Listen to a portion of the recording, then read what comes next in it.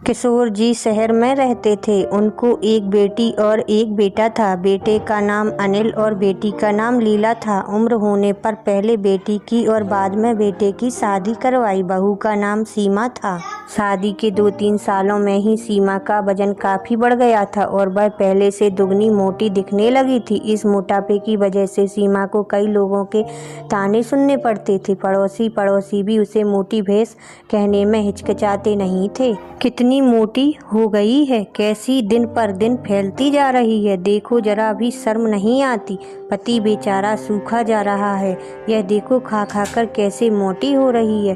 कुछ इस तरह की बातें अक्सर सीमा के कानों पर पड़ जाती। स्वभाव से हंसमुख सीमा इन बातों को इग्नोर भी कर देती, लेकिन उसे ज़्यादा दुख तब होता था जब उसकी खुद की सास और ननद उसके मोटापे के लिए उसे दोषी ठहराते और भला बुरा कहती। अनिल शरीर से काफ़ी दुबला पतला था।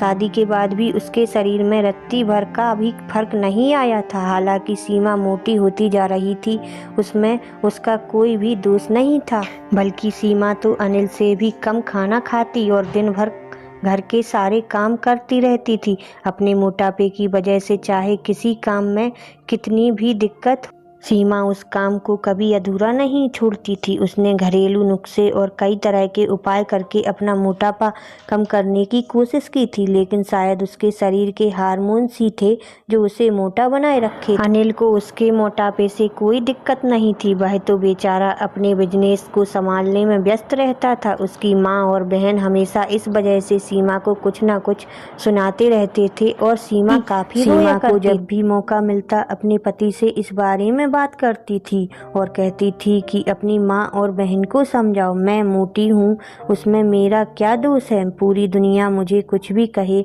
मुझे फर्क नहीं पड़ता, लेकिन जब मेरे अपने ही मुझे भला बुरा कहते हैं तो मुझे काफ़ी दुख होता है। ऐसे ही दिन बीतते चले गए।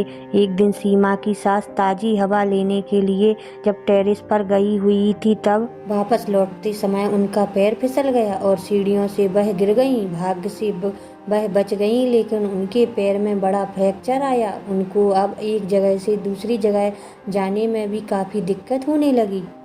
बिना किसी सहारे के वह ऐसा कर ही नहीं पा रही थी। जिस मोटी बहू को वह रोजाना ताने मारती थी, आज वही बहू उनका हर काम कर रही थी और उन्हें एक जगह से दूसरी जगह ले जा रही थी।